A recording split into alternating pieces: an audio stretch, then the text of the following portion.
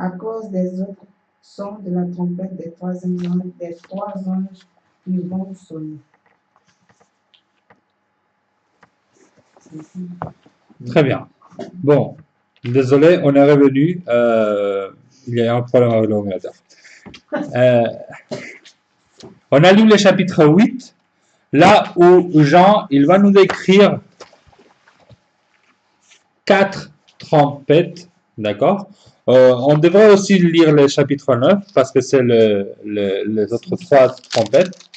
Mais là, on entre dans un nouveau cadre, d'accord, où il va peindre une nouvelle scène, d'accord.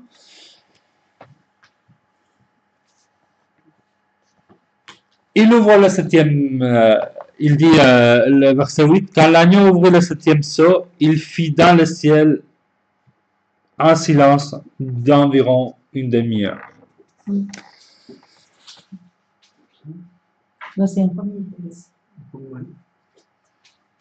Après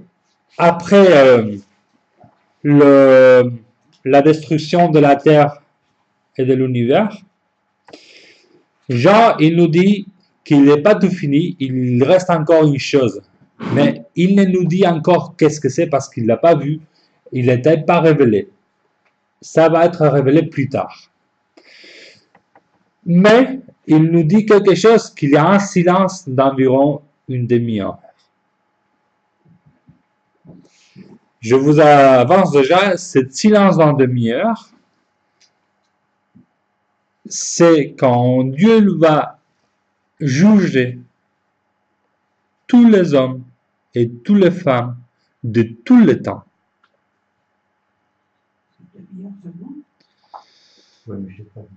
C'est une image. Hein? Personne devant le juge pourra dire « Ah, mais moi, ah, mais je, ah, mais… »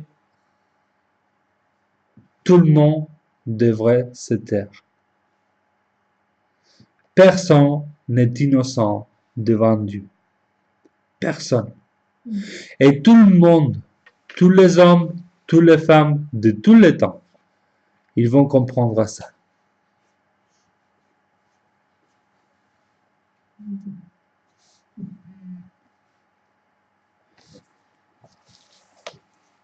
Alors, il nous dit, l'apôtre Jean, je vis 7 anges qui se tiennent devant Dieu, cette trompette.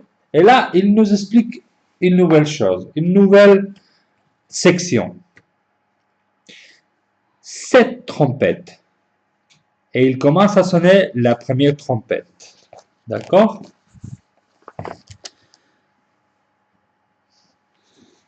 D'où vient cet ange? Verset 2.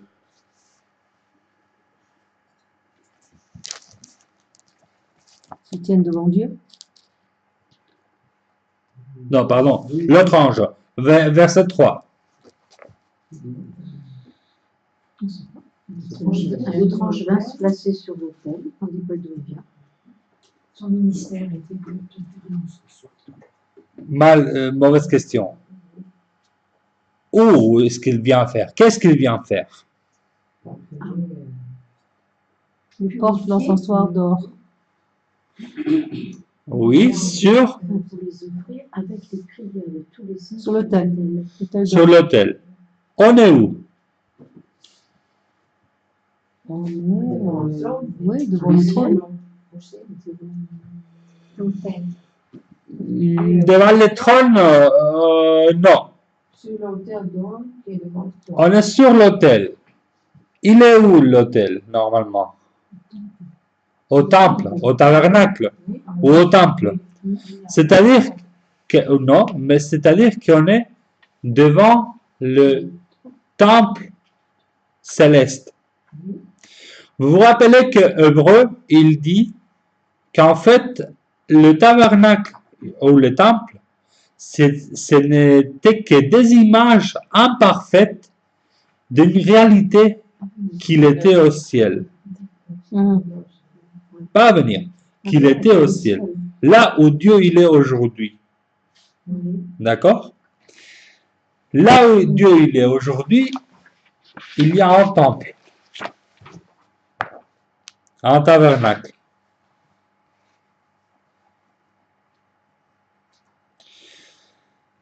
Avec les parfums qui contiennent l'encensoir, sont offertes les prières des saints. Ça vous dit quelque chose déjà? On vient de parler ça. Des saints qui disaient jusqu'à quand Oui, ils sont sous l'autel. et ils étaient sous l'autel. Et si quelqu'un il peut lire le psaume 141, le verset 2. 141. Oui, 141, verset 2.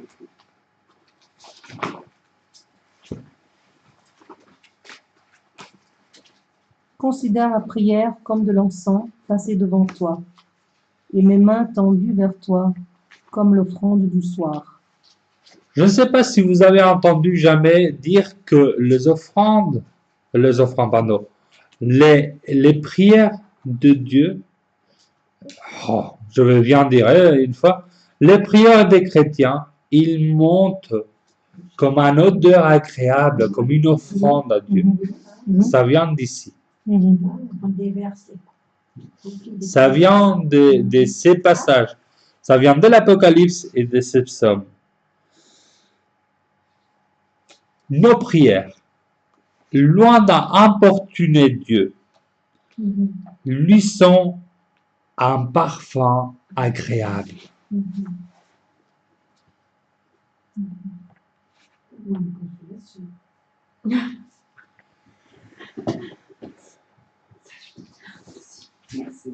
Quand la fumée des parfums monte avec les prières descend devant Dieu, le verset 4, l'ange remplit l'encensoir des braises pris sur l'autel où il avait versé les parfums et les jette sur la terre. Verset 5. Qu'est-ce qui se passe après? Des coups de tonnerre, des voix, des éclairs et un tremblement de terre. Ça, on l'a vu déjà, et c'est des caractéristiques qui se répètent tout au long de l'Apocalypse et de même la littérature apocalyptique juive. C'est que il y a des symboles, des symboliques et des symboles qui se répètent, d'accord? Et là, on le trouve.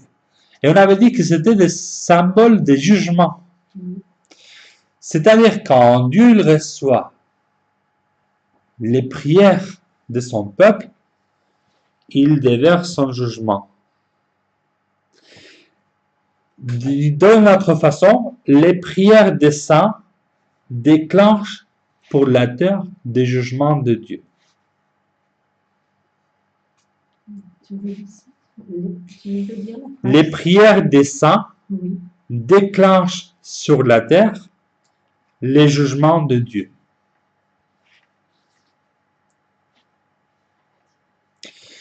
Et c'est la deuxième fois déjà qu'on trouve cette idée dans l'Apocalypse.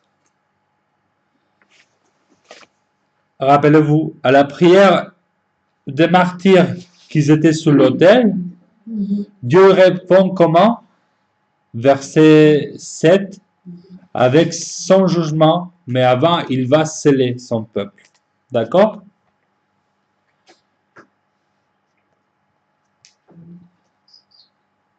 Ça vient à la réponse du 5e sceau, que c'est là la prière des chrétiens.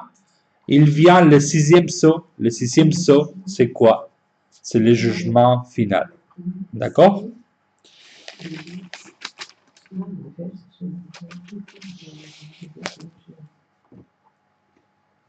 Je pense qu'aujourd'hui, on n'est pas conscient encore du pouvoir de la prière pour les jugements de Dieu.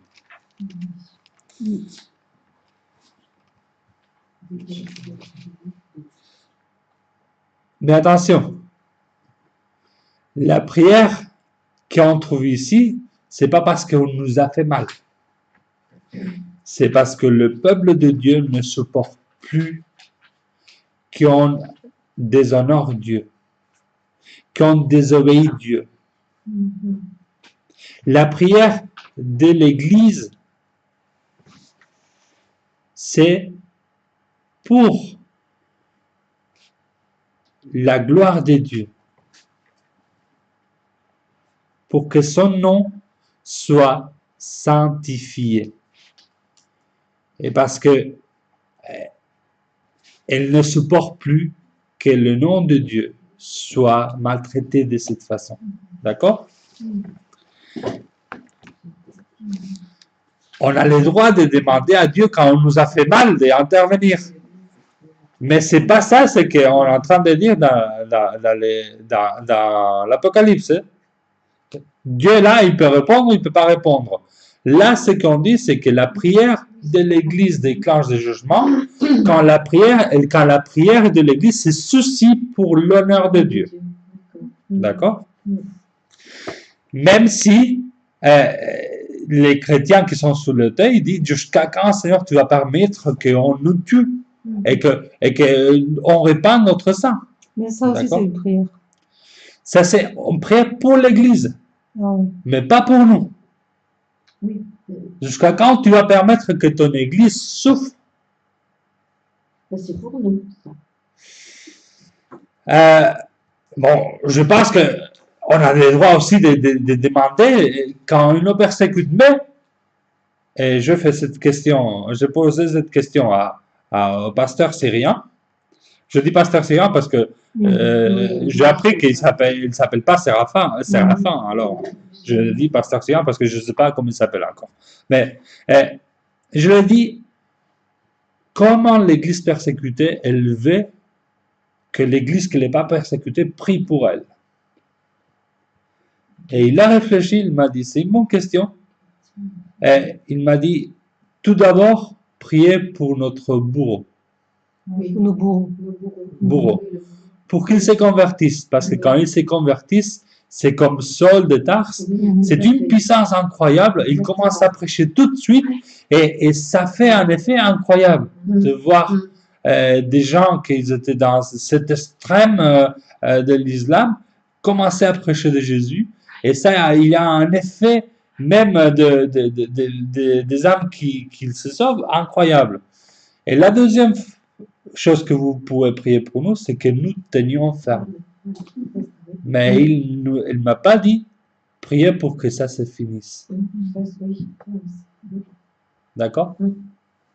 Et moi, je pense que dans la prière des saints qu'on trouve à l'Apocalypse, c'est pas un temps pour nous. Parce que eux, ils étaient déjà avec le Seigneur. Et ils étaient avec Dieu déjà. Ils sont sous l'autel. Alors, c'est pas en tant que pour eux, sinon pour l'Église en fait. C'est parce qu'ils aiment l'Église, parce qu'ils aiment l'Église, parce que l'Église ça appartient à Dieu. Et alors, c'est une façon de dire jusqu'à quand tu vas permettre que ton Église, que c'est à toi, que c'est ton épouse, jusqu'à quand tu vas permettre qu'elle souffre et que ton honneur soit sali, je ne sais pas. Bafoué. D'accord. Oui.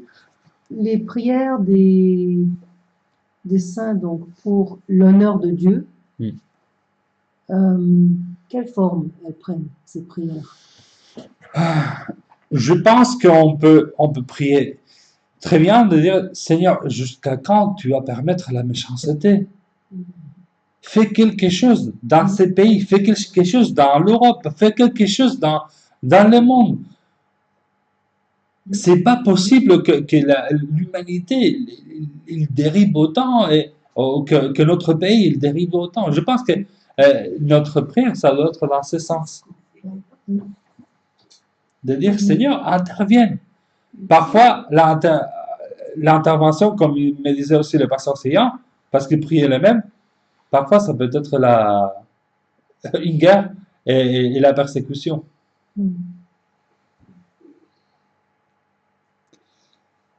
Et il me disait, faites attention avec ce que vous demandez à Dieu. Parce qu'il peut répondre. Mais pas de la façon que vous attendez. Parce que moi, ça fait 5 ans, je ne m'attendais pas du tout à cette façon. D'accord? Et je lui ai demandé, et vous regrettez? Il m'a dit non, je ne regrette pas, mais c'est difficile. D'accord? Alors, mais surtout, c'est l'idée de qu'on ne doit pas se soucier de nous, de nos vies. On doit se soucier de l'honneur de Dieu. D'accord? Et ça, on le trouve, et on va le trouver encore dans l'Apocalypse, plusieurs fois.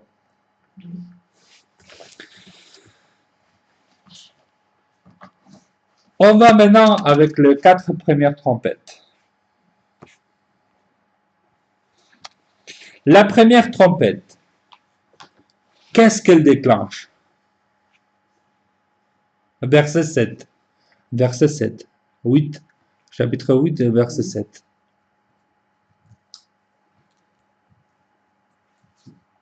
De la grêle mêlée de feu et de sang. Il s'abat sur la terre. Est-ce que ça vous rappelle quelque chose? Depuis d'Égypte.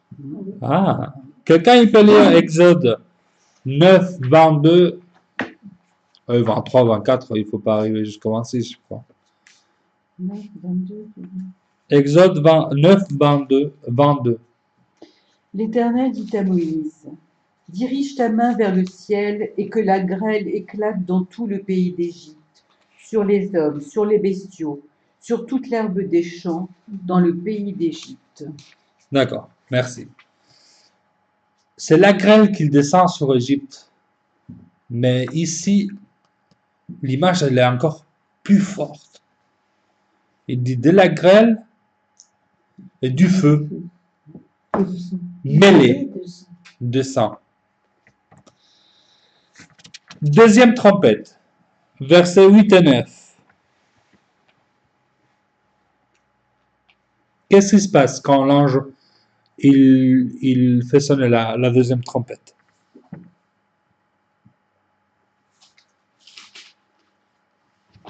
Une montagne qui est embrasée par le feu, qui est jetée dans la terre. Et un tiers de la mer. C'est que le tiers.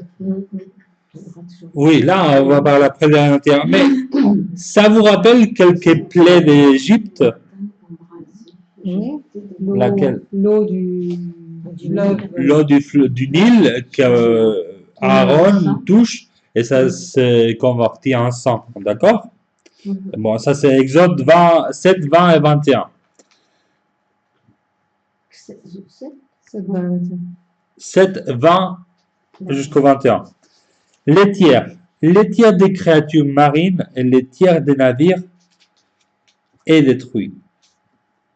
Ça veut dire quoi ça?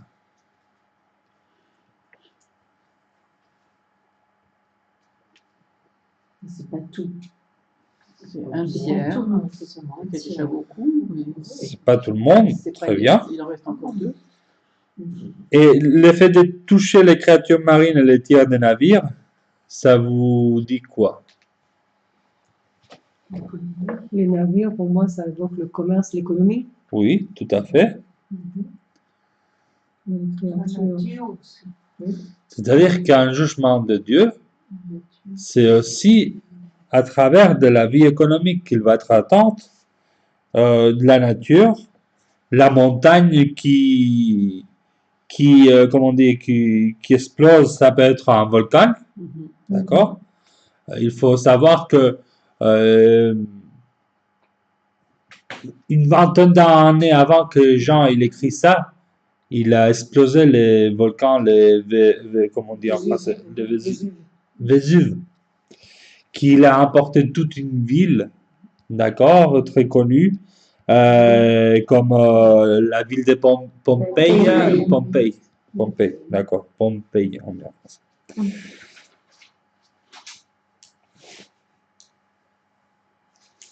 Ce sont des châtiments par Dieu à l'humanité rebelle. Le prophète Joël, il avait interprété un peu d'une façon similaire une invasion de Saturel qui avait ravagé tous les pays de Juda. Et nous pouvons faire de même pour les catastrophes qui surviennent de nos jours. Elles sont le signe que l'humanité est sous le coup du jugement et révèlent la colère divine. C'est Ézéchiel combien? Joël. Joël. Joël, pas le, je pas la référence, mais je la chercherai pour la prochaine fois. La troisième trompette. Qu'est-ce qui se passe quand l'ange il joue la troisième trompette? Le feu tombe du ciel sur les fleuves. Le feu. Mais Le soleil. Enfin, un grand incendie. Qu'est-ce que vous avez? Enflammé. Un grand étoile. Ne commencez à faire des conjectures là. Lisez ce qu'il dit. Une sorte de globe de feu. Comment? J'ai une sorte de globe de feu tomba du ciel. Tu as une sorte de globe de feu. Oh, quelle traduction. Un grand astre enflammé. Un astre enflammé, une étoile embrassée. Une grande étoile qui brûlait comme un flambeau. Une étoile qui brûle. Comme un Mais, flambeau. Comme une flamme. pardon? Comme un flambeau. Un comète. Oui. Oui, une comète, oui. D'accord.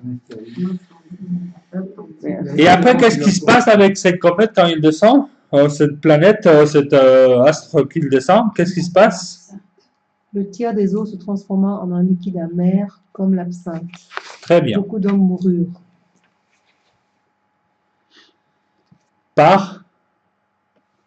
Ils moururent par empoisonnement. Ouais. D'accord?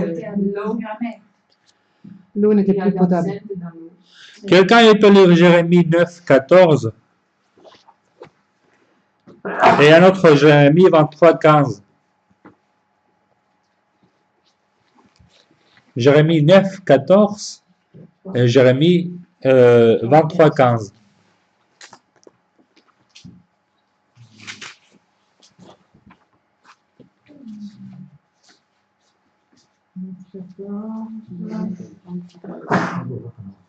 Parce qu'ils ont suivi les penchants de leur cœur et qu'ils sont allés près des Baals, comme leurs pères leur ont appris. C'est pourquoi ainsi, Jérémie 23, 15 ans. C'est pourquoi ainsi parle l'Éternel des armées sur les prophètes. Voici, je vais les mourir d'absinthe et je leur ferai boire des eaux empoisonnées. Très bien. Car c'est par les prophètes de Jérusalem que l'impiété s'est répandue sur tout le pays. D'accord. Vous avez lu le premier verset, c'est qu'il faisait, le prophète d'Israël, qu'il faisait détourner le peuple. Et comme le peuple il s'est laissé détourner à travers ces prophètes, Dieu il va punir l'idolâtrie de son peuple avec l'absinthe. D'accord? C'est une image. Et cette image, Jean, il la reprend pour aussi ajouter une autre image, que ça nous rappelle aussi la transformation du Nil à nouveau en sang. D'accord? La quatrième trompette, qu'est-ce qu'il déclenche? C'est le soleil et la lune, les étoiles qui perdent leur lumière. Qui perdent leur lumière. Qui perdent la lumière. Alors, vous avez une autre traduction? Sétanie. Sétanie? Sétanie. Sétanie. D'accord.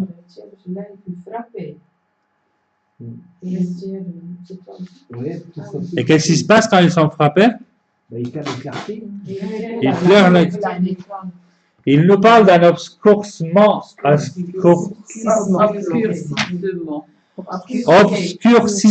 partiel. Bon, ça y est. Ça vous rappelle quelque chose?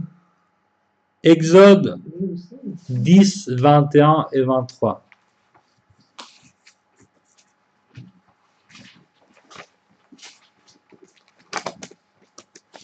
10. 21, 23.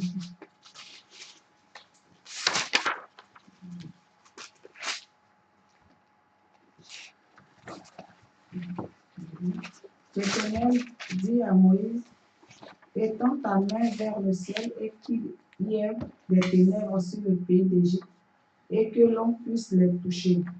Moïse étendit sa main vers le ciel et il y eut d'épaisses ténèbres dans tout le pays d'Égypte pendant 3 jours.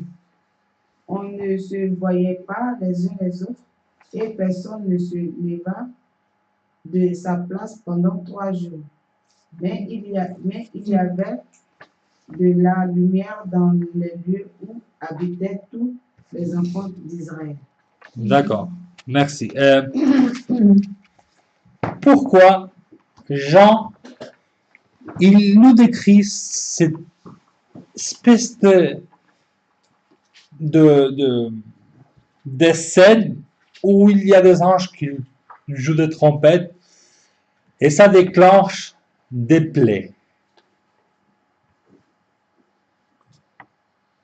Qu'est-ce qui s'est passé en Égypte avec les plaies? C'est pour faire sortir le peuple.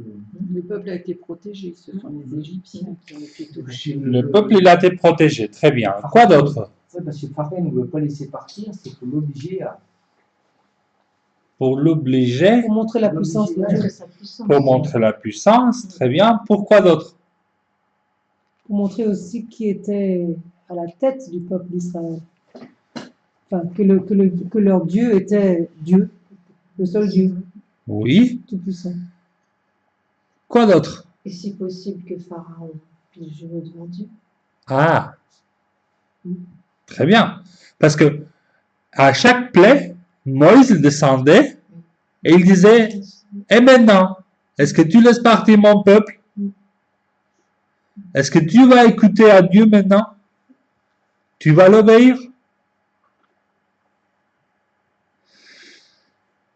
Les plaies en Égypte ils ont été des jugements de Dieu avec un but.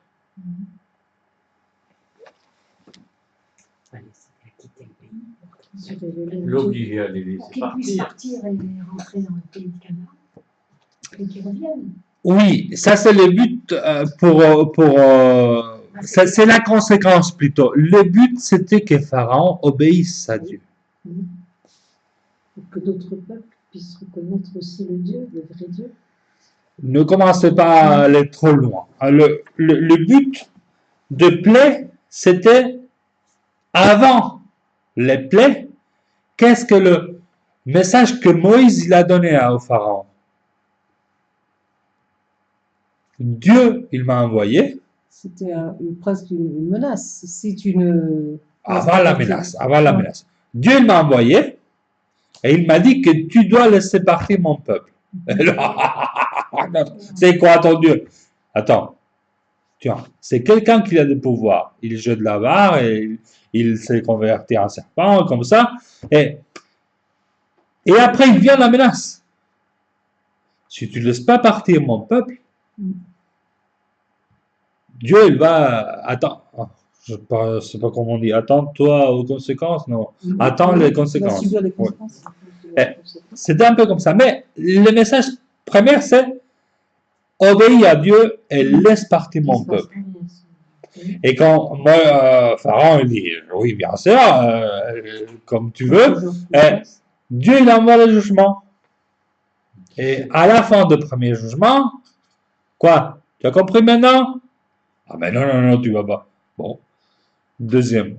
Tu as compris maintenant? Non. Mais Dieu, il a donné toujours des opportunités à Pharaon. Pourquoi maintenant Jean, il utilise les plaies pour faire les jugements de Dieu à ce monde?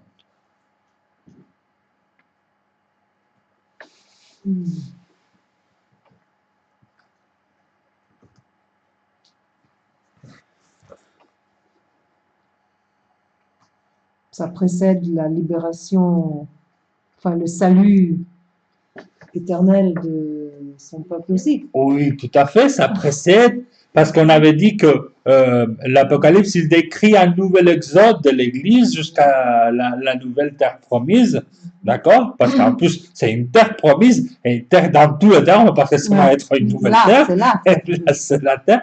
Mais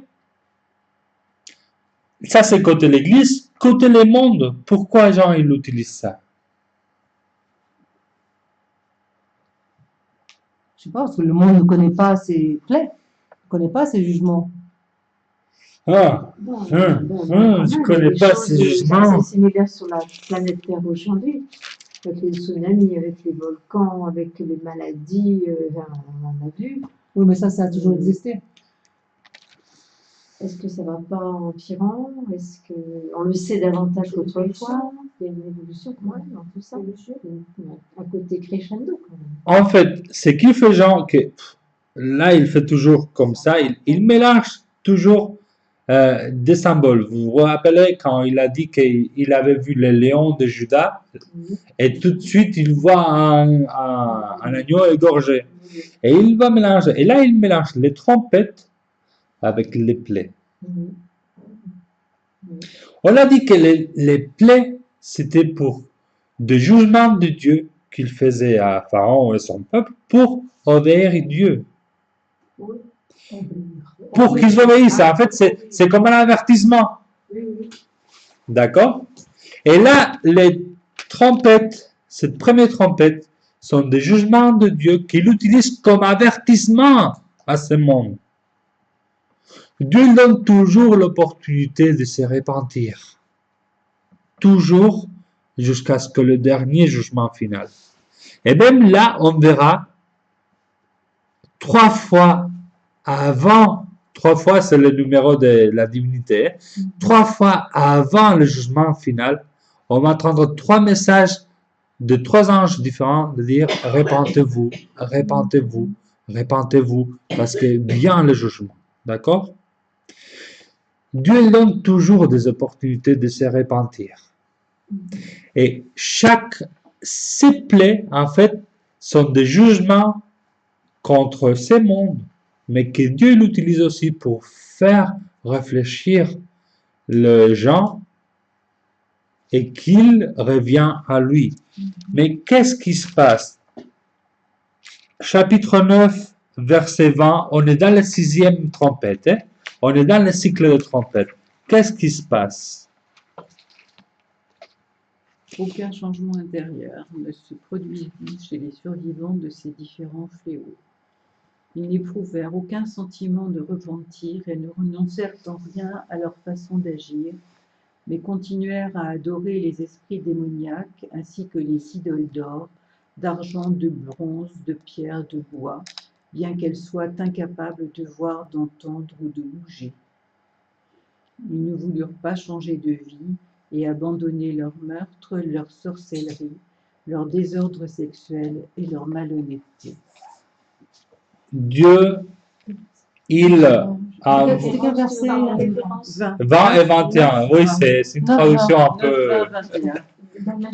C'est une traduction. Oui. Qu'une, la parole vivante. C'est qu'une? Ouais, qu'une. 9, 20 et 21. C'est la fin de la 6e trompette. Le cycle de trompette, il finit. Les hommes, ils ne veulent pas se repentir. Les hommes, ils continuent, ce monde, ils continuent à faire ces meurtres, les pratiques magiques, leur immoralité, la malhonnêteté, l'idolâtrie, les commerces. Ils ne veulent pas se repentir. Dieu envoie des jugements partiels parce qu'on a vu qu'ils sont partiels. C'est que les tiers qui sont affectés. C'est pas tout la terre, c'est pas tout le monde. Ce sont des jugements partiels, mais le monde, il ne veut pas se repentir. D'accord?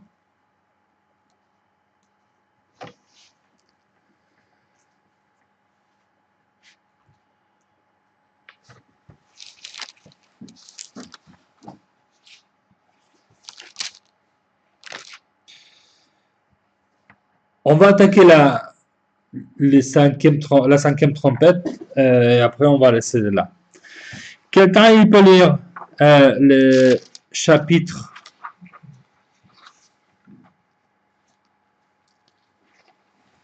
Bon, déjà le chapitre 8, le 13, jusqu'à le 9, 12.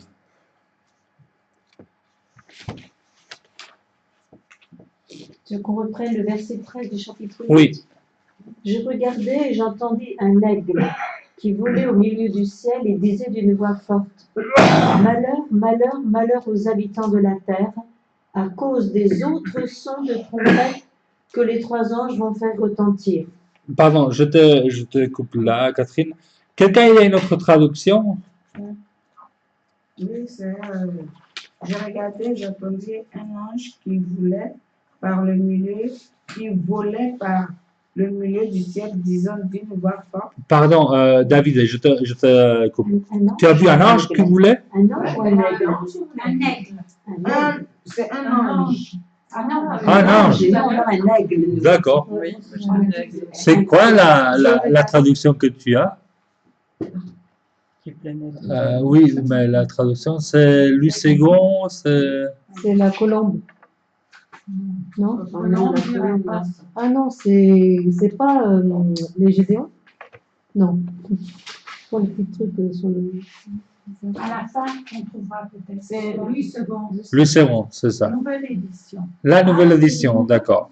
Toi, tu as quoi? Moi, j'ai la même chose. Hein. C'est un aigle solitaire Un aigle. qui planait. Quelqu'un, il y a un autre animal? Non, non, j'ai un aigle aussi. Mm. C'est le frère. Ah oui, bien sûr. Ouais, d'accord. Alors, plus que ça, toi. Voilà. Il y a un corbeau. La corbeau. Bon, ça, c'est encore pas grand. Maintenant, on peut peut-être lire ce qu'ils disent comme commentaire. Non, parce que ça pourrait être aussi je regarde le mot, je ne le connais pas en français, un vautour. Ah ouais. C'est une sale bête, ça. Hein. Ah. Oui, parce que ça l'image des cadavres. Oui, rapace, hein. Mange les cadavres. Un peu l'image, c'est ça. Mange les cadavres. D'accord? Mm. Un peu l'image, c'est ça. Ouais, ça irait bien là. Hein, Oui, dans le- en fait, c'est plutôt ça. Parce que c'est pas un ange, là. le Bah, un ange, ça me paraît une traduction très, très, très bizarre, vraiment. Bon. Et là, cet aigle planait, d'accord. Et là, on entend la voix qui dit 3 fois malheur. Malheur, malheur, malheur aux habitants de la terre. À cause des autres sons de la trompette, des trois anges qui vont sonner. C'est qui ces habitants de la terre? C'est les êtres humains. Ah oui, là, ça c'est ange. Après, c'est son ange. Après l'aigle, on parle des anges. Oui, les trois qui sont passés. Et c'est qui ces êtres... non, ces habitants de la terre? Tous les êtres humains? Tous ceux qui n'ont pas plié le genou devant Dieu. Ceux qui, malgré les jugements, continuent de résister. C'est ça. C'est pas l'Église là. Hein. Non, pas l'Église. C'est ceux qu'ils ont. Ils se sont pas convertis, d'accord? Maintenant, quelqu'un peut lire le chapitre 9, verset 1 jusqu'à 12. Alors le cinquième ange sonna de la trompette. Je vis une étoile qui était tombée du ciel sur la terre. On lui remit la clé du puits de l'abîme. L'étoile ouvrit le puits et il en monta une fumée semblable à celle d'une grande fournaise. Le soleil et l'air furent obscurcis par cette fumée. Des sauterelles sortirent de la fumée et se répandirent sur la terre. On leur donna un pouvoir semblable à celui des scorpions. On leur ordonna de ne ravager ni l'herbe, ni les arbres, ni les autres plantes, mais de s'en prendre seulement aux hommes qui ne sont pas marqués au front du sceau de Dieu. Elles n'eurent pas la permission de tuer ces hommes, mais seulement de les tourmenter pendant 5 mois. La douleur qu'elle cause est semblable à celle qu'on éprouve quand on est piqué par un scorpion. Durant ces 5 mois, les hommes chercheront la mort, mais ne la trouveront pas. Ils désireront mourir, mais la mort les fuira. Ces sauterelles ressemblaient à des chevaux prêts pour le combat. Sur leur tête, il y avait comme des couronnes d'or. Leurs visages étaient semblables à des visages humains. Ils avaient des cheveux pareils à la chevelure des femmes, et leurs dents étaient comme celles des lions. Leur poitrine semblait couverte d'une cuirasse de fer, et le bruit produit par leurs ailes rappelait le bruit des chars à plusieurs chevaux se précipitant au combat. Elles avaient des queues avec des aiguillons comme en ont les scorpions. Et c'est dans leur queue qu'elles avaient le pouvoir de nuire aux hommes pendant 5 mois. À leur tête, elles ont un roi, l'ange de l'abîme. Il s'appelle en hébreu Abaddon et en grec Apollyon, ce qui signifie le destructeur. Le premier malheur est passé, après cela, 2 autres malheurs doivent encore venir. Ouais. Non, c'est pas gay. Et il y a encore l'autre qui Et va c'est pas arriver. fini. Et c'est pas fini. Qu'est-ce qui se passe avec ce premier malheur, cette 5e trompette? Qu'est-ce qui se passe? Juste après la 5e trompette sonne. Alors, une étoile qui tombe sur la terre. Et la clé du puits de l'abîme lui fut donnée. C'est D'accord. bizarre. Ce qui me frappe, moi, c'est qu'au verset 12, on parle du premier malheur, comme si avant, ce n'était pas encore des malheurs. Ouais. Parce que là, on a Parce déjà que- lu d'autres choses. Attends qu'on entre un peu, tu vas voir comme c'est vraiment un malheur. Ça vous rappelle rien? L'Ancien Testament, peut-être. Euh, C'est autre chose. Oui, peut-être quand il décrit. C'est quel Non, je prophète? pense au souterrain. Je pense. Ah, d'accord, Sauterelle. Oui, aussi. Mais il y a aussi la description de ces rois des cires. Qu'est-ce qui tu as tombé d'en haut quand il fait la description, que c'est réfère à Satan, d'accord? Qu'est-ce qui a tombé? Mais c'est pas le même. Quand il a tombé, c'est parce qu'il a tombé il avait une position très élevée dans le service de Dieu. Il était le premier des anges, d'accord, qu'il servait, mais c'est pas le même. Là, on est dans une autre étape de l'histoire très importante, qu'on l'a vu déjà à Apocalypse 12, et que Jésus, il voit aussi de ses yeux. Et il dit à ses disciples, quand il vient de prêcher, quand il envoie les 70 à prêcher l'évangile, et qu'il revient, qu'est-ce que Jésus il dit? Je vis à Satan tomber, d'accord? Luc 8, 31. Là, on va trouver les paroles de Jésus exactes.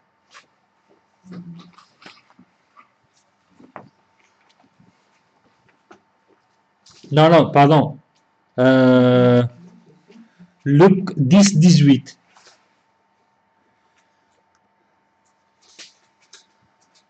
Je me suis trompé. Luc 10, 18.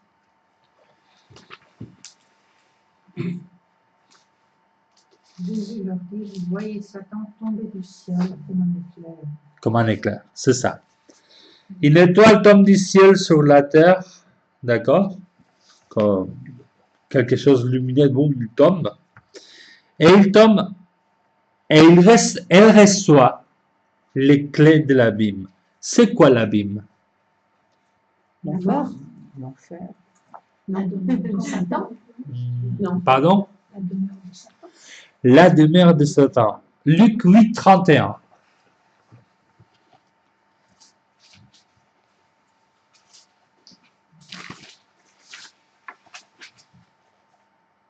Ces démons supplièrent Jésus de ne pas leur ordonner d'aller dans l'abîme. C'est la demeure de démons. Les serviteurs de Satan. Oui, Oui, mais Satan, il était là-haut. La demeure des démons. Il n'est plus là. Si. Non, il n'est plus parce qu'il avait tombé. Eh ben oui. Mais il a tombé de haut. Oui. Avant Jésus, Satan, il avait accès Ah ben au ciel. oui. Et il pouvait se promener par la terre. Oui, avec Joël. Et les démons, ils n'avaient pas accès au ciel. Ils n'ont pas. Bah non. Ils n'ont pas. Et il n'avait plus non plus. Il n'avait pas. Celui qui avait accès, c'était Satan, mais pas les démons. Satan, mais pas les démons. Mais il y avait des D'accord. démons avant Satan. Avant Jésus, avant que Jésus il a vaincu Satan, Satan il avait accès de Dieu. Dans tout l'Ancien Testament, Satan il avait accès à Oh. Dieu. Oui. Mais dans ces temps, les démons ils n'avaient pas accès à Dieu. Mhm. C'était que Satan qui avait accès à Dieu. D'accord? Mhm. Il a été donné la clé. Ça veut dire quoi ça? Mais Jésus n'est pas allé prêcher. Non. Non. Ça, c'était une interprétation. Non, mais c'est pas là. Les anges, ils ont jamais l'opportunité de salut. Le salut, c'était que pour les hommes. Mais bon, ça c'est une autre chose que après on l'expliquera si tu veux. C'est quoi? Ça veut dire quoi qu'il a été donné la clé?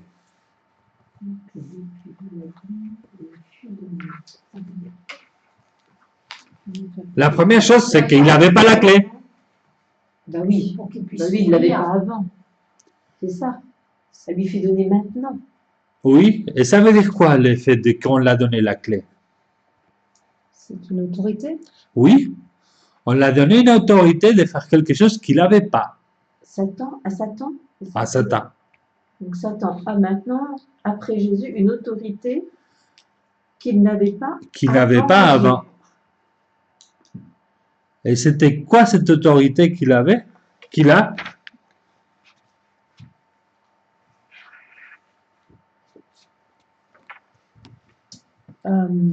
C'est l'autorité sur la terre. Non, il l'avait déjà. Prince de ce monde. Non, il l'avait Non. déjà. C'est l'autorité sur tout le monde des démons. Dans l'enfer. Ouais. Non, je ne dirais pas l'enfer. L'enfer, c'est une autre chose. Hein. L'enfer, c'est pas l'abîme. Non, non, c'est la séparation d'avec Dieu. Oui, l'enfer, c'est un état de jugement éternel. D'accord?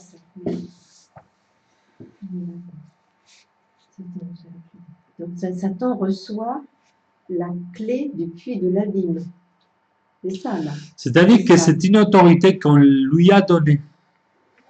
C'est pour ça qu'on l'appelle après les princes de démons, appelés l'ange de l'abîme ou Apollyon, le destructeur. D'accord? 9-11, on l'appelle comment? Oui. L'abandon. Abaddon ou Apollyon. Oui, mais Destructeur. elles avaient pour roi l'ange de l'abîme. D'accord? C'est roi, c'est Satan, le destructeur. Oui. D'accord? Et cette autorité, il l'a été donnée. C'est pas lui qui l'a de lui-même.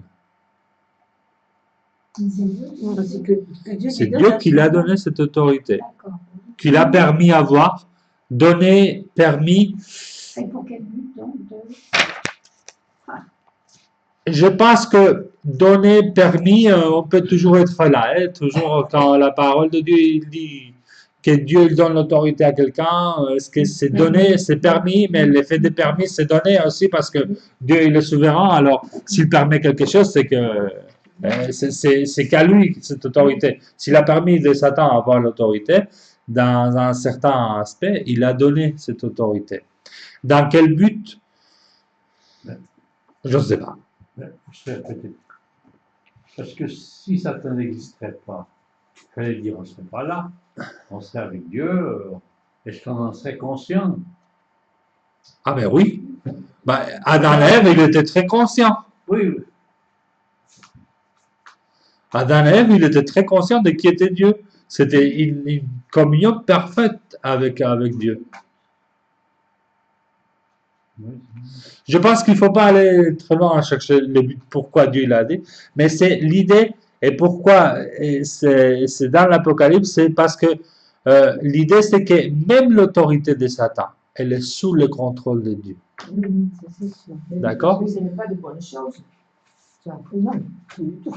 il a eu la clé d'ouvrir quelque chose qui est Oui. vraiment vrai. Mais même ça, c'est dans le contrôle de Dieu. C'est pas quelque chose qui échappe au contrôle de Dieu. C'est-à-dire, si Dieu le voulait, il ferme tout de suite la porte de la Bible. Oui, oui. D'accord? Il a eu un but avec ça. Pourquoi? On l'a La ferme pas. On va voir. Parce que il va utiliser ça, comme il a utilisé toujours les plans de Satan, pour faire ses jugements. D'accord? Et on va voir que Dieu il permet de faire ça parce que à travers cette action de Satan et les démons, Dieu il va faire ses jugements à ce monde qu'il attaque son église, à ce monde qu'il persécute son église. D'accord? Un peu comme Dieu utilisait dans l'Ancien Testament les nations païennes contre Israël pour les faire Pareil. venir, et après il condamnait les peuples. Pareil, Nabucodonosor, il est un peu un type de Satan au début. Après, bon, il reconnaît Dieu, mais il est un peu le type de ça, de force de mal. Et que Dieu, il l'utilise pour punir. Après, il y a ces débats éthiques, pourquoi Dieu il fait ça? Et Dieu il répond à Habakkuk, parce que c'est ça l'enjeu d'Habakkuk. Et quoi? Quoi toi?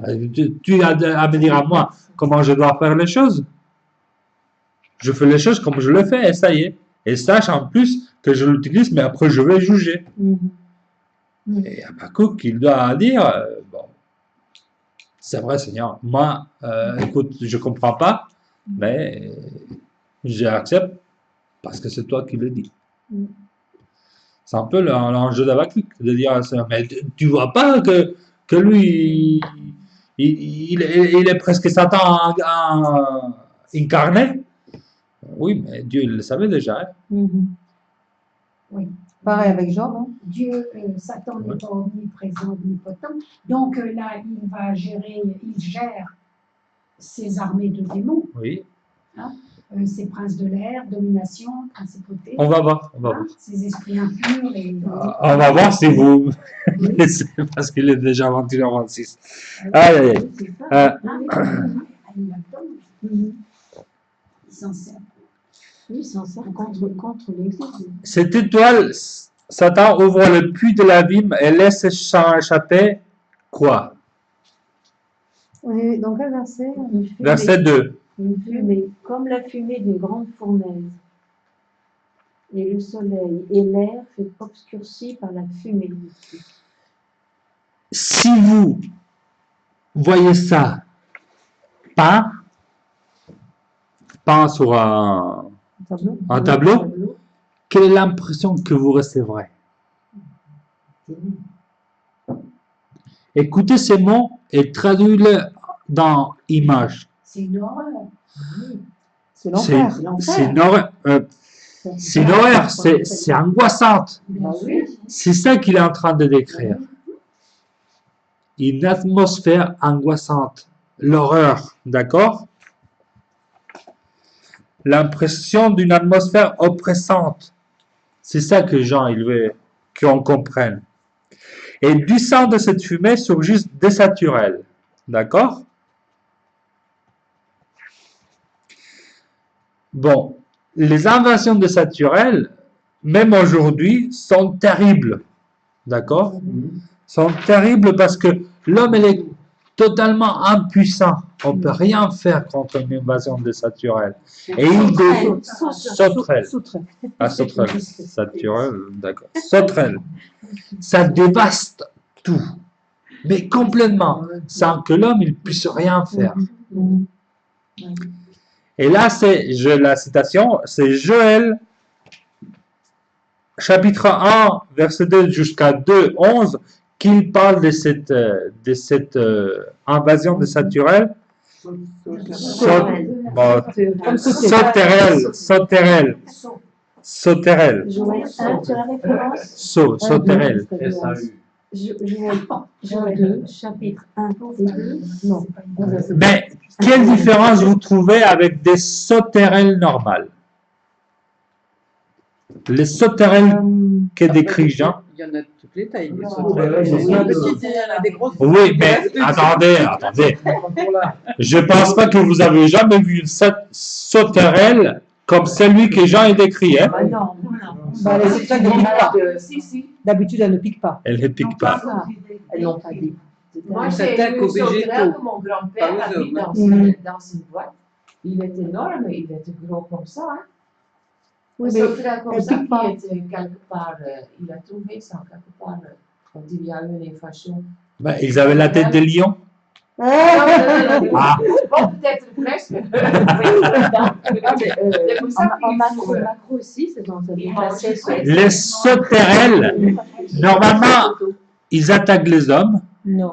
Non. Non, la nourriture. Jamais. Que les végétaux. Jamais. Mais ici, qu'est-ce qui se passe? Ils piquent comme les scorpions. Ouais. Non, avant, juste avant. Il leur faisait un pouvoir pareil au pouvoir des Elle scorpions de la devait terre. s'attaquer uniquement aux hommes Mais pas la qui ne vermine. portaient pas le sceau divin au front. C'est ça. Verset 4. Il se prend aux humains pour le faire souffrir atrocement par leur piqûre, à tel point que la mort, pour eux, c'est une libération. 9, verset 5. Même la mort ne viendra pas à soulager ces hommes. Verset 6.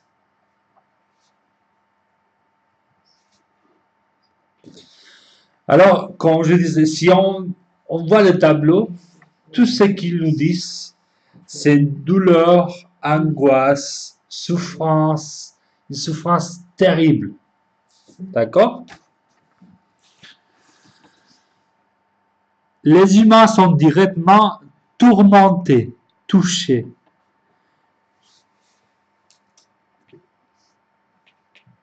Avec les autres 4 trompettes, c'était surtout la nature qui était affectée. Et la nature, bien sûr, affectait les hommes. D'accord? La nature, elle tuait les hommes. Mais là, c'est les hommes directement affectés. C'est pas la nature. Les hommes qui n'ont pas l'empreinte. Oui, qui n'ont pas Oui, les hommes qui se rebellent contre Dieu hein, et qui n'ont pas les sceaux de l'agneau. Les naturels, en fait, ils n'ont qu'un pouvoir limité.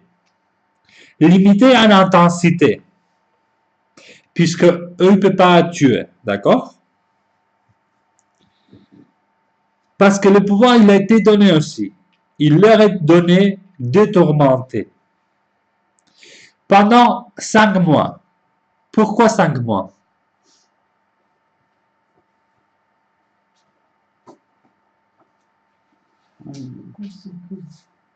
Parce que Dieu en a décidé ainsi. Déjà, pour le dire avant. C'est plus simple que ça. Une naturelle, il vit 5 mois. Il saute. Oh, en espagnol. Non. Une sauterelle vit que 5 mois. Ah oui, tout simplement. Tout simplement. Alors, Oui, mais comme c'est pas des sauterelles comme d'habitude. oui, mais en fait, Jean, il utilise ça pour nous dire que le temps, il est limité. D'accord? Il est limité. Et on va voir quelle limite l'action de sauterelle. En fait, la limite, c'est le jugement de Dieu. Et ça, on verra un peu plus.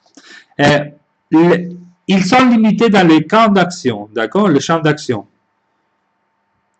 Comme on a dit, ils peuvent que tourmenter les hommes qui n'ont pas les sceaux de Dieu. L'expression il leur fut donnée exprime le fait que Dieu, il contrôle toujours tout cela. Et la description de sauterelle,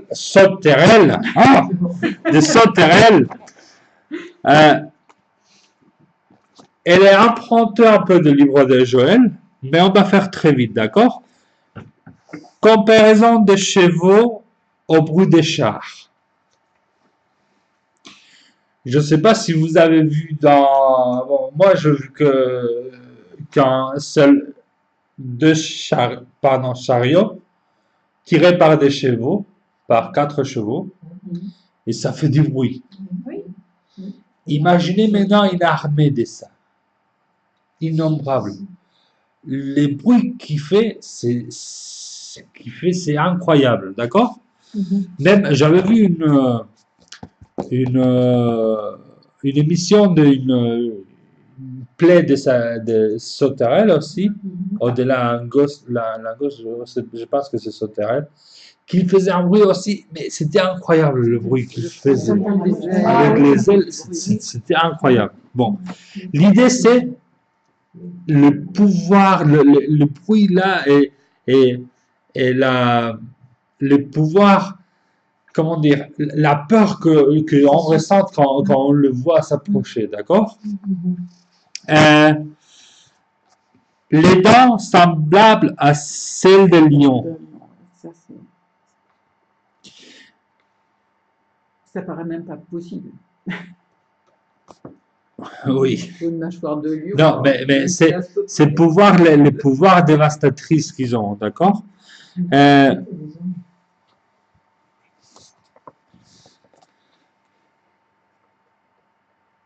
C'est Dieu qui donne le pouvoir, ça on l'a vu déjà. Les chevaux de guerre, ils sont comparés à chevaux de guerre. Bon, là on l'a dit.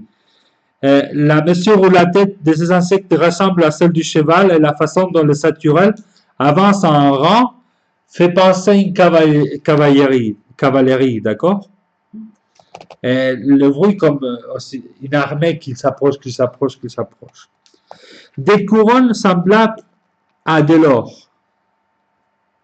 Vous vous rappelez que quand on parlait de bêtes et de dragons, on a parlé que les couronnes, ça symbolise le pouvoir. D'accord? Ils ont des pouvoirs, mais attention, semblables à l'or. C'est pas de l'or. Ils ont un certain pouvoir. D'accord? Mais incertain. C'est quel verset? Verset 7. C'est que Paul, il appelle par ailleurs des principautés et de domination. D'accord? C'est le pouvoir qu'ils ont, mais c'est un certain pouvoir. Hein? Les visages semblables au visage humain. Ça veut dire qu'elles sont intelligentes. D'accord? Qui ne sont pas des animaux. Sont intelligents. C'est qui différencie les hommes des animaux, parfois, c'est l'intelligence. D'accord? Mais, oui, parfois. Mais dans cette description, qu'ils ont des visages humains, ça veut dire ça, qu'ils sont dotés d'intelligence. D'accord?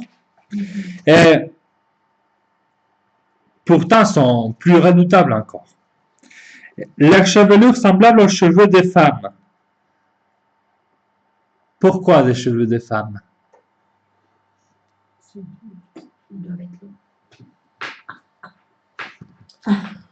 Là, tu changes dans quelque chose. Ah oui, hein. Femme comme Dalila? Ouais, c'était Samson qu'il avait. Non, mais...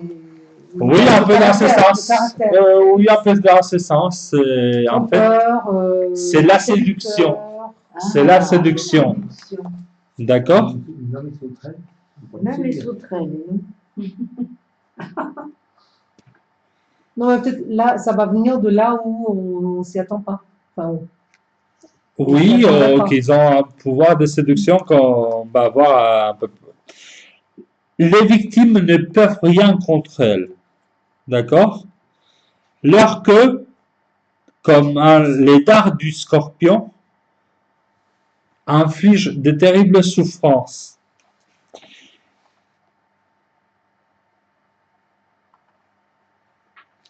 Et bon, on avait déjà que ce qui est pour roi, ce qui ont pour roi, c'est Satan même.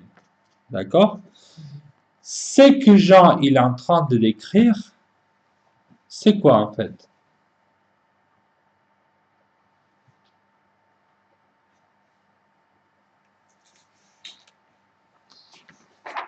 Ça fait penser aux ces puissances démoniaques. Hein. Tout à fait. C'est la puissance de démons qu'ils vont attaquer les hommes et les femmes qui ne sont pas, qui n'ont pas été scellés, qui n'ont. C'est une croix? Non, en fait, pour Ézéchiel, c'était une croix. L'image, c'était la dave que c'était écrit comme une croix. Oui. Mais là, les sons, on ne sait pas quel type, quelle façon est là. Ah non. Mais ils sont tous ceux qui ne sont pas sauvés, tous ceux qui n'appartiennent pas à l'Église de Christ, ils vont être attaqués par ces démons. Et il n'y a pas une description plus terrorifique dans toute la parole de Dieu de le démon travaillant dans leur cœur de non-chrétiens. C'est ça, c'est que le Jean il est en train de décrire. Attends, tu peux dire s'il te plaît? Il n'y a pas, je vais voir si je me rappelle de mémoire. Il n'y a pas une image plus terrorifique, plus terrifiante, une description plus terrifiante de démons travaillant leur cœur de non-chrétiens. Dans le cœur de non-chrétiens. Dans le cœur de non-chrétiens. Et la perversité peut être maximum. Oui, bah, on voit bien avec souvent Et ça, c'est un jugement de la part de Dieu.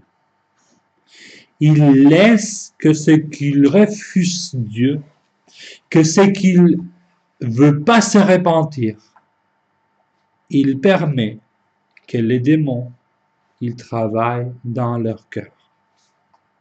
Il ne stoppe pas l'œuvre du malin chez le cœur de non-chrétiens. Et ça, c'est un jugement.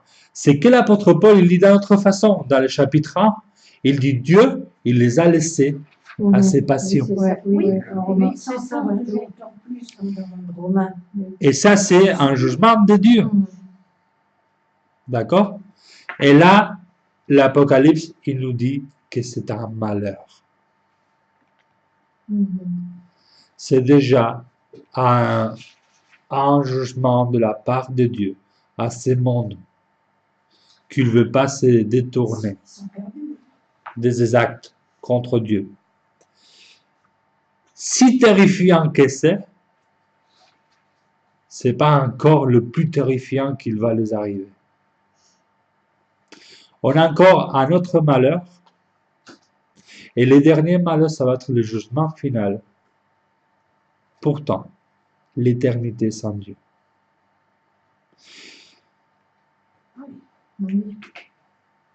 À l'autre conséquence de le livre de l'Apocalypse, l'Église, elle demande la justice de Dieu. Quand la justice de Dieu elle vient, elle est, je dirais pas terrifiante pour l'Église, mais elle est immensement forte.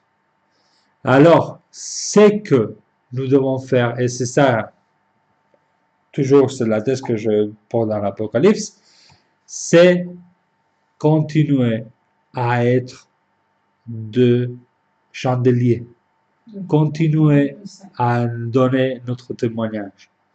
Parce que ce qu'il attend aux gens qu'ils ne se détournent pas, c'est horrible.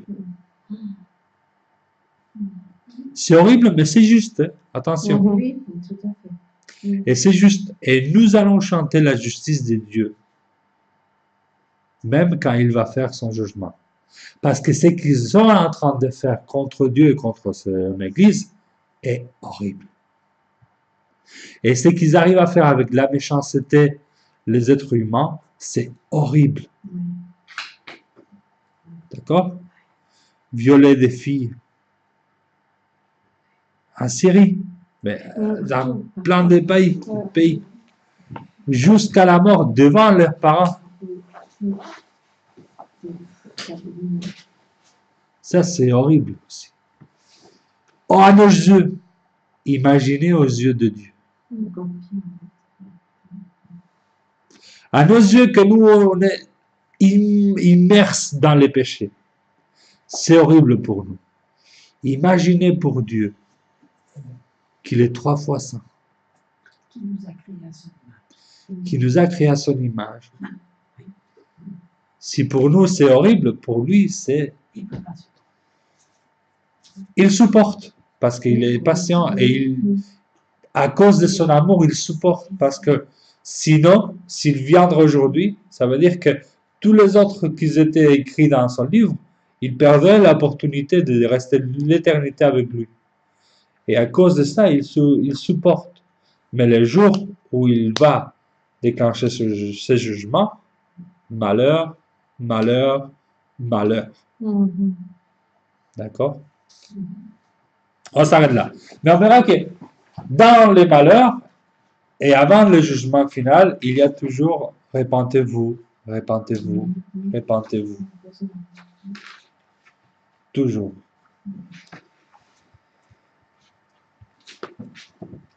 Je vais la garder, 45. Vous avez des questions? Comment? On va laisser décanter. Il semble que quand ces individus, certains individus sont arrivés dans une telle situation, il n'y a plus de retour possible. Non. La fin de Pour certains. non-retour, hein. Mais c'est ça, Pour certains. Oui, oui. c'est ça que la Bible appelle Dieu, il endurcissait son cœur. Oui, C'est ça. Et pas que le cœur de Pharaon, hein, on a d'autres personnages. Mais quand le cœur de Pharaon s'est endurci, il n'y a plus de retour. Il arrive ce moment que le cœur des hommes s'est endurci. Et après, Et quand il n'y a plus l'homme de est retour. conscient de ce qui fait mal, ben, il ne peut pas revenir en arrière. S'il le fait puis qu'il se repent parce qu'il ne sait pas, Mais Ben- il peut savoir aussi et se repentir. Oui, oui, mais mais c'est ce que veut dire Joseph. c'est ça. On dit s'il ne sait pas.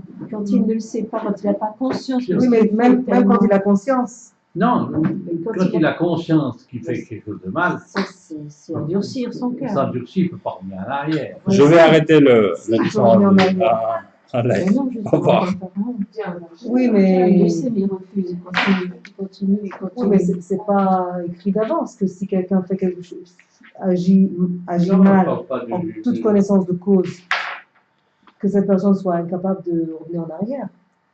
Pas tout de suite, mais au bout d'un certain nombre de fois, endurcissement, À un certain état, c'est plus ils se sont tellement endurcis. Dieu les a détruits. Enfin, ça c'est Dieu qui décide. Consciemment, sachant que c'est- Je ne comprends pas ce que vous voulez dire. La Bible le dit quand Il y a même. des Il y a démons qui se peut-être convertissent.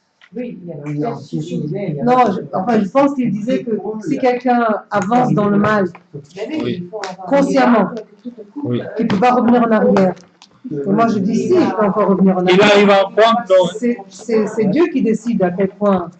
Parce que oui, mais à un moment donné, il n'y a pas de retour en arrière. je ne sais pas si c'est lui, si c'est Dieu qui décide C'est là, ou c'est vraiment qu'il arrive à un point, même dans ses méchancetés, qu'il n'y a pas un retour arrière. Qui est isolé. Dans la pente de descente, il arrive un moment qu'on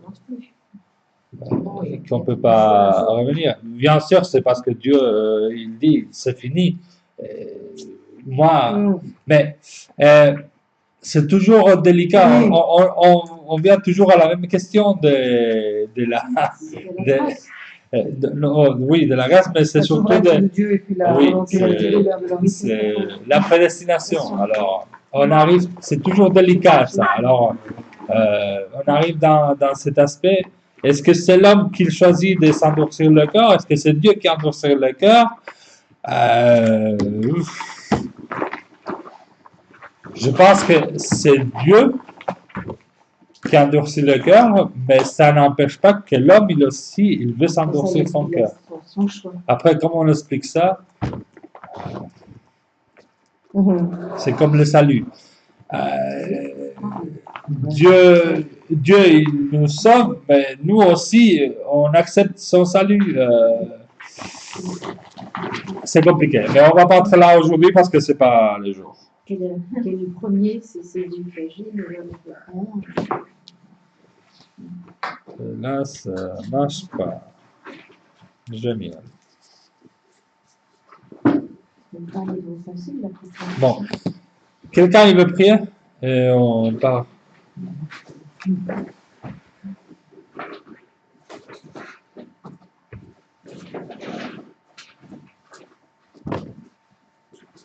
Nous te remercions, Seigneur, à la fin de cette étude et de ce message.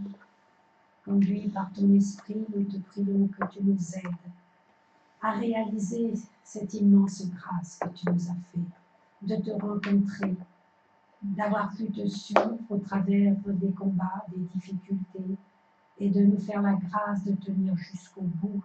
Merci, Seigneur, pour tes richesses insondables, pour tout ce que tu accordes à ta créature. Bénis son retour chacun, bénis ton serviteur, renouvelle ses forces, son foyer. Merci, Seigneur, de ce que tu ne nous abandonnes jamais. Amen. Amen.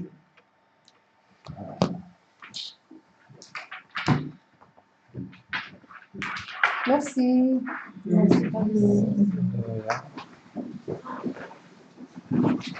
Est-ce que quelqu'un de vous pourrait approcher à David au centre, comment ça s'appelle le centre, David? Oui, c'est le centre pour le demandeur d'asile, je ne sais pas comment ça s'appelle. Parce que non? Mère enfant. Ah, d'accord. Parce que je peux pas partir encore, c'est bloqué encore.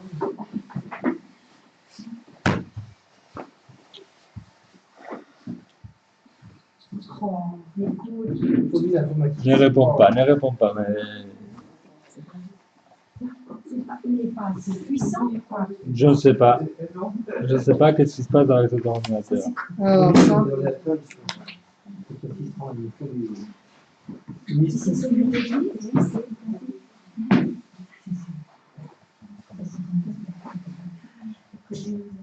oui, Il y avait un autre. il y en a eu des exemptions. Non, il faut aller se mettre à quatre pattes. Il y a beaucoup de choses. Alors, il y en a une.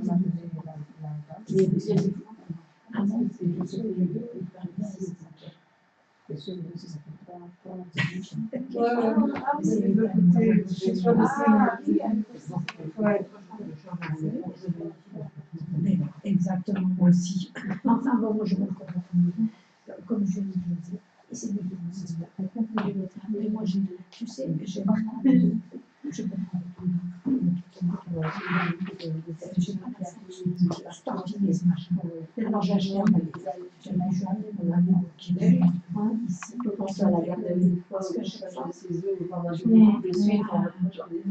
c'est moi qui fais des après, c'est autre chose aussi. J'ai dit cette fois-ci aujourd'hui, je suis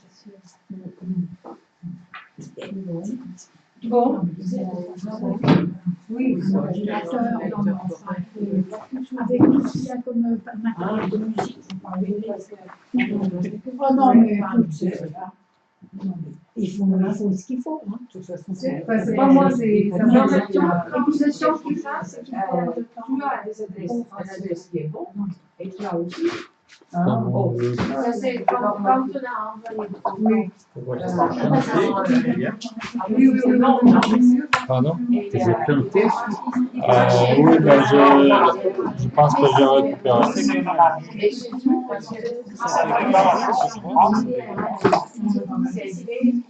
Oh, ça marche pas.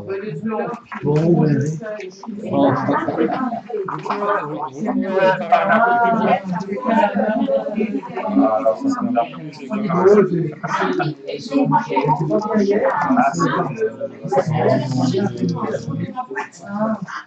Donc Mais maintenant, bon, il y a aussi, Vous pouvez envoyer un mail à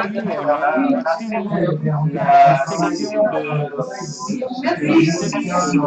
D'accord. Toute cette section que si vous vous rappelez, comment... Oh, maintenant, faut pas. Comment on te coupe le fil comme Oui, ça. la section de cette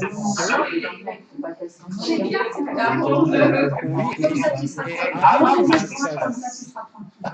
On te débranche. Non, non, merci. Dans le chapitre... Bonne soirée. Arrête. Faites quoi? Pourquoi tu vas pas? On avait dit que le rouleur, cette cérémonie, Jean il raconte deux cérémonies différentes, deux choses. Oui, cérémonies, on va dire. La première, c'est l'intronisation de Jésus. C'est le moment où Jésus lève. D'accord? Parce que c'est l'homme qui l'a ressuscité. Jésus, l'homme, est homme et Dieu, mais homme, il prend la place à la droite de son Père. D'accord? Oh, ça va. Finalement.